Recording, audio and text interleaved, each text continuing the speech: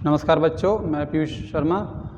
आज की क्लास में हम बात करेंगे एनसीईआरटी क्लास 9th विज्ञान का चैप्टर नंबर 1।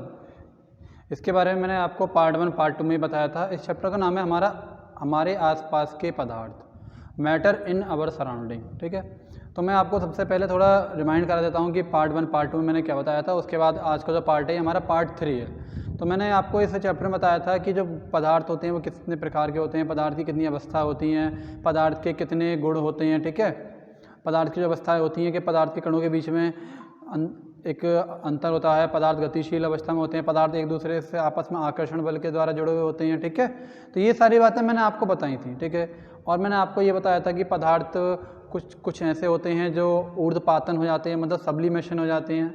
इसका क्या मतलब बताया था कि कुछ ऐसे पदार्थ जो डायरेक्ट ठोस अवस्था से गैसीय अवस्था में परिवर्तित हो जाते हैं बिना द्रव अवस्था में आए हुए। करेक्ट। उसके बाद मैंने आपको ये भी बताया था कि अगर हम पदार्थों की अवस्था को परिवर्तित करने के लिए अगर उसके तापमान को कम करें और दाब को बढ़ाएं, तब वो पदार्थ जो होते हैं वो पदार्थ भी गैसीय अवस्था से द्रव अवस्था में आ जाते हैं। इसका मैंने आपको सबसे अच्छा एग्जाम्पल क्या बताया था, जो हमारे घर पे ईंधन गैस यूज़ होती है, कौन सी, एलपीजी गैस जो रसोई घर में यूज़ होती है, वो एक प्रेशराइज करके ही सिलेंडर में भरी भी होती है। मतलब उसका उस कंडीशन में तापमान कम होता है और दबाव ज़्यादा होता है।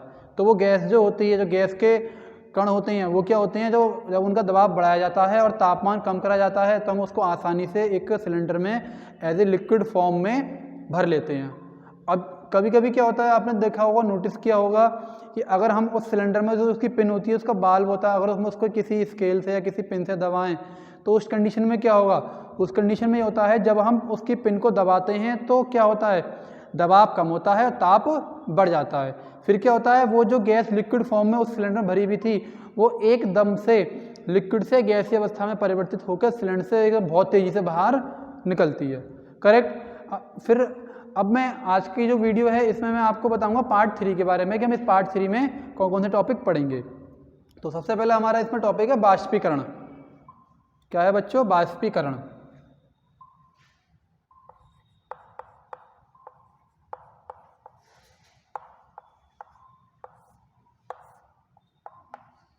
यह है आपका बाष्पीकरण।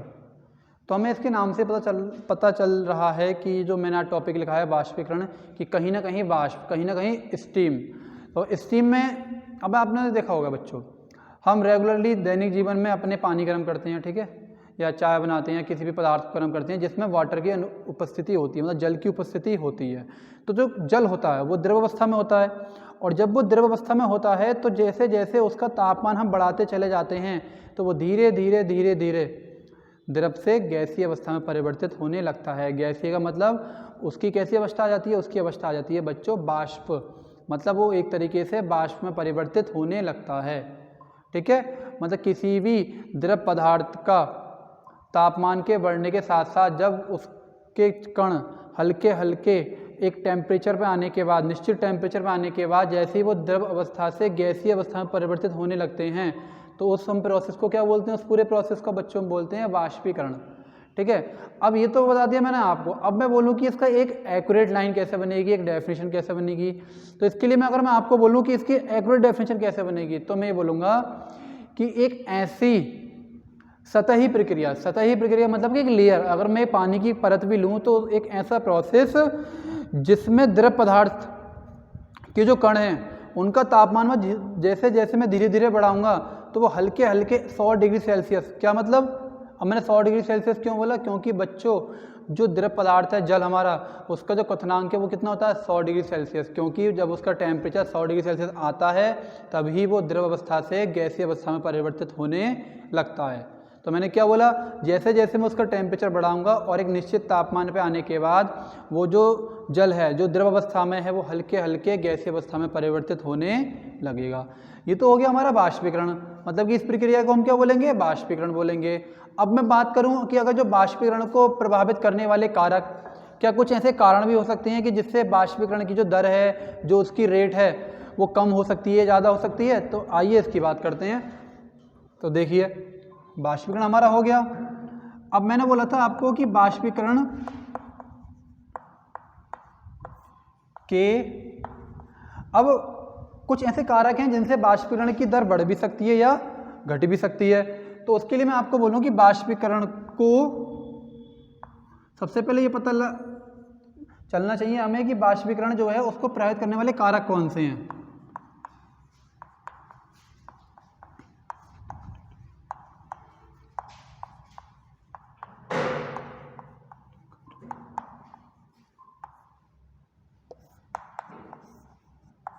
बाष्पीकरण को प्रभावित करने वाले कारक। अब सबसे पहले इसमें मैं आपको क्या बताऊंगा बच्चों, सतह का क्षेत्रफल। अब मान के चलिए मैं आपको बोलूँ कि आप एक छोटा सा बाउल लो और बाउल लेने के बाद अगर आप उसको किसी गैस पे या चूल्हे पे रख के गर्म करो तो उस टाइम जो उसमें मैंने द्रव लिया है तो जब वो गैसीय अवस्था में परिवर्तित होगा तो उसकी दर क्या होगी, या फिर मैं किसी एक प्लेट में ले लूँ जल को या किसी परात में ले लूँ फिर मैं उसको गर्म करूँ तो क्या उसकी जो रेट है, उसकी जो दर है, क्या उनमें अंतर आएगा? बिल्कुल आएगा। तो मैंने यहाँ सबसे पहले जो हमारा कारक है वो हमारे कारक होते हैं बाष्पीकरण की दर को प्रभावित करने वाले, उसमें सबसे पहले हमारा कारक बच्चों आएगा सतही क्षेत्रफल।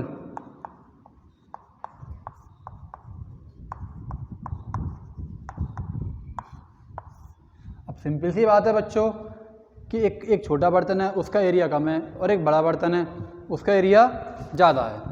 अगर मैं आपको बोलूं कि जो सतह का क्षेत्रफल अगर बढ़ता है तो क्या बाष्पीकरण की दर बढ़ेगी? बिल्कुल बढ़ेगी।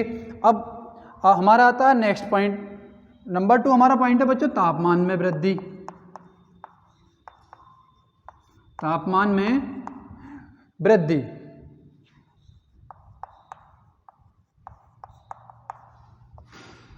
अगर हम किसी भी पदार्थ की अगर तापमान में वृद्धि करते हैं तो क्या उसके बाष्पीकरण की दर बढ़ेगी? बिल्कुल बढ़ेगी। क्यों? क्योंकि कणों के अंदर जो गतिज ऊर्जा है वो बढ़ने लगेगी। बहुत छोटा सा सिंपल सा आपका एग्जांपल होता है कि आप मान के चलिए आप घर पे पानी गर्म कर रहे हैं, ठीक है। अब पानी गर्म करते करते आपने देखा कि पहले तो आपने गैस हल्की कर दी, ठीक है, उसके बाद में गैस तेज कर दी, आवाज़ आती है फुस, मतलब वो कण की गति जो है हल्की हल्की तेज होने लगती है और एक ऐसी स्पीड आती है कि आपका पानी जो है जो 5 मिनट में गर्म होना था वो 2.5 मिनट में गर्म हो गया। करेक्ट। उसके बाद हम बात करते हैं आर्द्रता। नंबर 3 है बच्चों आर्द्रता। क्या इस कारक से बाष्पीकरण की दर पर कोई प्रभाव पड़ेगा? अब आर्द्रता का मतलब क्या होता है बच्चों? नमी। जिस कमरे में या जिस जगह पर आप द्रव अवस्था से गैसीय अवस्था में पदार्थ को अगर ये आप प्रोसेस कर रहे हैं या फिर आप इस प्रोसेस को कंप्लीट करना चाह रहे हैं तो वहाँ जो एटमॉस्फेयर है उस एटमॉस्फेयर में कितनी नमी है, वहाँ पे कितनी आर्द्रता है। अगर मैं आपको बोलूँ वहाँ की जो आसपास जो एयर है अगर उसमें कोई नमी है तो जब बाष्पीकरण की दर है बच्चों वहाँ घट जाती है। वहाँ इसलिए घट जाती है क्योंकि मैं आपको बताऊँ कि अगर मान के चलिए कि आप ऐसी जगह चले जाइए कि पहाड़ों की जगह, ठीक है, जहाँ पे पहाड़ होते हैं वहाँ पे पानी को गर्म कर रही है तो वहाँ पे जब पानी को गर्म करोगे तो उसके जो कण हैं जो द्रव अवस्था में कण हैं उनको जब हम गैसीय अवस्था में परिवर्तित करेंगे तो वहाँ पे हमें जितना टाइम हमें एक समतल जलवायु पे लग रहा था और फिर हम उस ही पदार्थ को जब हम पदार्थ को पहाड़ों वाले क्षेत्र या पहाड़ी वाले क्षेत्र में जाके उसको गर्म करेंगे या उसके अणुओं को द्रव अवस्था से गैसीय अवस्था में चेंज करेंगे तो वहाँ पे एक अधिक समय लगेगा। तो हम ये बोल सकते हैं, क्या बोलेंगे कि ज़्यादा आर्द्रता अगर है, आर्द्रता मतलब नमी, तो जो बाष्पीकरण की दर है वो कम है। ज़्यादा आर्द्रता बाष्पीकरण की दर कम होती है। बाष्पीकरण की दर क्या होगी? कम होगी। करेक्ट बच्चों। अब इसके बाद क्या और भी कारक हो सकते हैं? बिल्कुल। वायु की गति, हवा किस गति से चल रही है, और हम लेंगे बच्चों वायु की गति।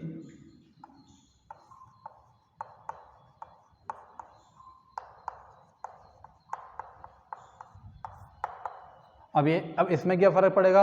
अब इसमें हम ये देखते हैं कि अब मान के चलिए यहाँ मैं वीडियो बना रहा हूँ, ठीक है, अब मैं यहीं पे मान के चलो एक फ्राई पैन में एक बर्तन में पानी लेके उसको गर्म करने लगूँ, ठीक है।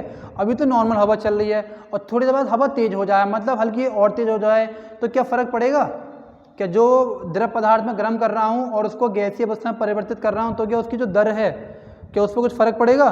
तो हम देखते हैं हाँ बिल्कुल कि उसकी जो दर होती है वो वायु की गति के साथ साथ जैसे जैसे वायु की गति बढ़ती है और वैसे वैसे उसकी जो दर है, बाष्पीकरण की दर है, जो बाष्प में बदलने की जो क्रिया है वो धीरे धीरे तेज होने लगेगी।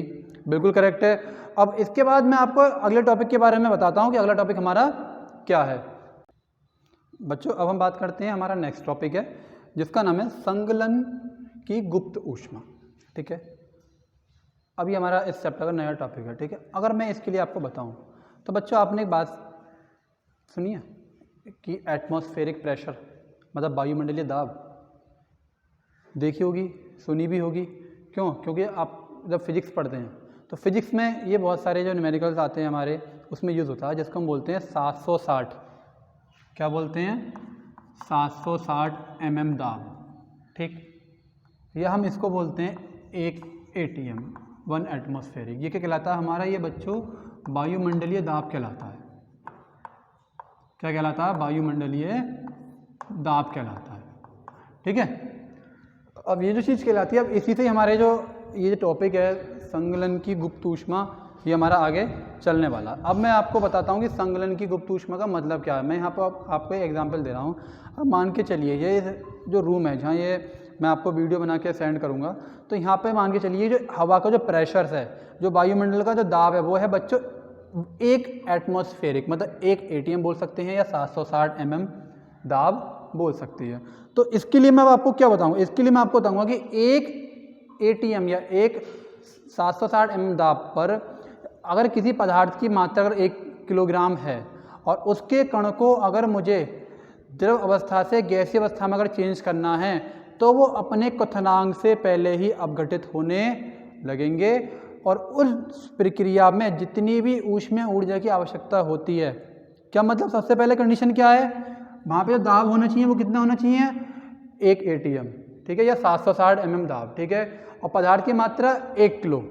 ठीक है, 1 किलो हम ले सकते हैं और उसमें फिर क्या बोलेंगे आप कि 1 ATM दाब पर किसी पदार्थ की 1 किलोग्राम मात्रा को, ठीक है, उसके क्वथनांक से पहले ही अपघटित करने में जो ऊष्मीय ऊर्जा की आवश्यकता होती है उसको हम संगलन की गुप्त ऊष्मा कहते हैं या पदार्थ की गुप्त ऊष्मा कहते हैं।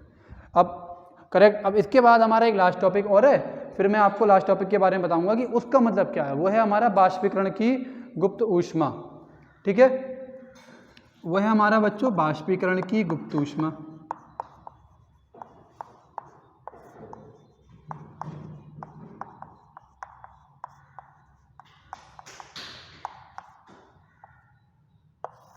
बाष्पीकरण की गुप्त ऊष्मा।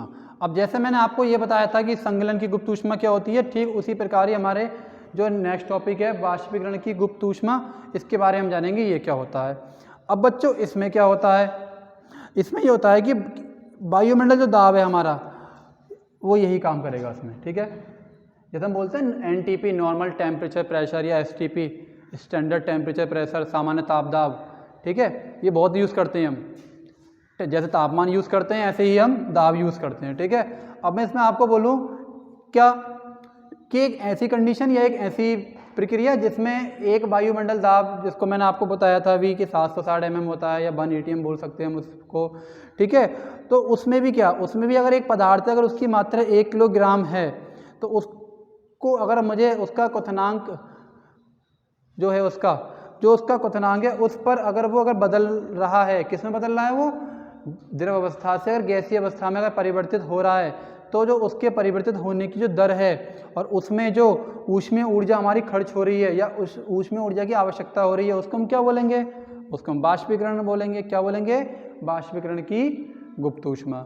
तो बच्चों आज जो हमारी ये वीडियो थी इसमें मैंने आपको 3 टॉपिक बताए थे और अब इन 3 टॉपिक में जाहिर सी बात है आपकी समझ में आया होगा। अगर कुछ भी प्रॉब्लम होती है तो आप बाय कॉल पूछ सकते हैं। So thank you so much, see you letter.